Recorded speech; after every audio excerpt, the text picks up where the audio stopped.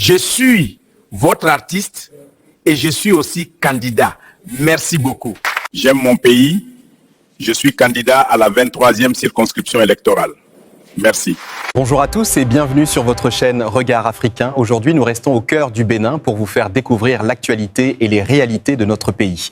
Restez avec nous jusqu'à la fin pour tous les détails. Nous vous invitons également à vous abonner à notre chaîne et à partager cette information afin que chacun soit bien informé. Bonsoir et bienvenue sur Le Regard Africain. Ce soir, nous revenons en détail sur les préparatifs des élections législatives prévues pour début 2026. À quelques semaines du scrutin, le paysage politique béninois connaît de profondes transformations. Entre déplacements de candidats, renouvellement massif des députés sortants et polémiques autour des titres professionnels, cette campagne s'annonce comme l'une des plus atypiques de ces dernières années. De nombreux candidats changent de circonscription, parfois de manière surprenante. Le cas le plus commenté est celui de Joseph Diogbenou, ancien président de la Cour constitutionnelle et président d'un parti majeur de la mouvance. Il figure comme tête de liste dans la 23 circonscription, un territoire où il est rarement présent, où il possède très peu d'ancrage social et où ses activités politiques directes restent limitées. Pour certains, il s'agit d'une stratégie nationale destinée à installer un leadership transversal. Pour d'autres, il s'agit d'un véritable parachutage électoral qui interpelle et divise l'opinion publique.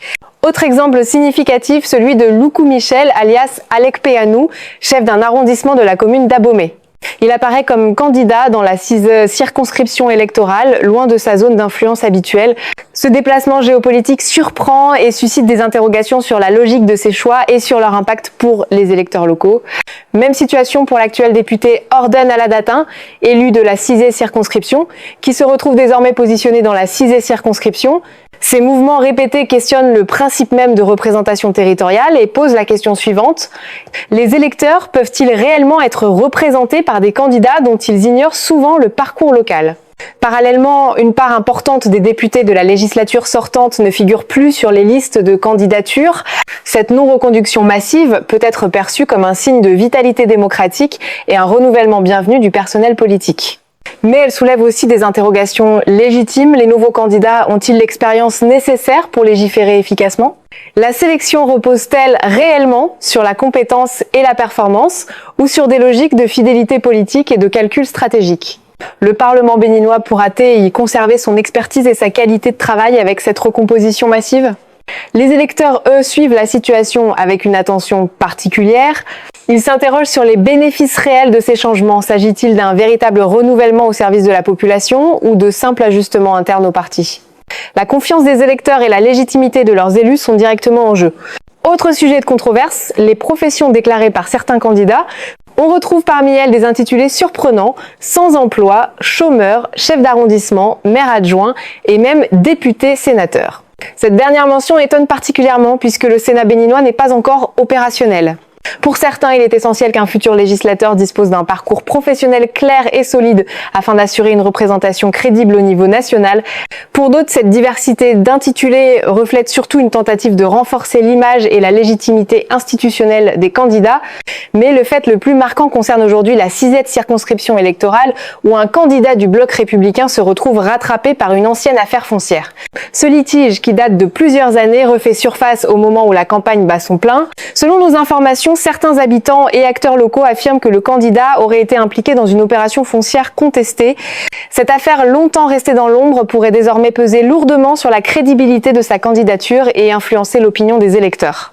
Le parti n'a pour l'instant formulé aucune déclaration officielle, préférant rester prudent face à cette situation délicate. Ce contexte illustre parfaitement les enjeux des élections de 2026. Les partis politiques doivent trouver un équilibre entre le renouvellement de leur liste, la fidélité à leur base et la crédibilité de leurs candidats. Ils doivent aussi gérer les tensions et les litiges qui peuvent surgir dans certaines circonscriptions, tout en rassurant les électeurs sur la transparence et la légitimité de leur choix. Ces élections sont également un test pour la démocratie béninoise. Les électeurs ont la responsabilité de choisir des représentants capables de légiférer, de défendre leurs intérêts et de participer activement au développement du pays. La capacité des partis à présenter des candidats compétents et bien ancrés localement sera déterminante pour le futur de l'Assemblée nationale.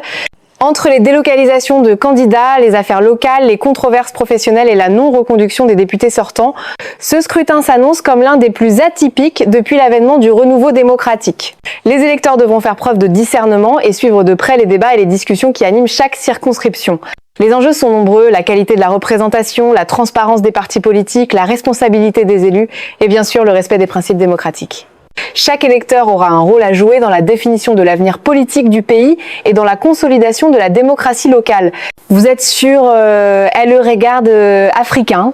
Merci de nous suivre pour cette édition spéciale consacrée aux législatives de 2026. Restez attentifs aux prochaines informations et analyses car la campagne continue et de nouvelles révélations pourraient encore bouleverser le paysage politique.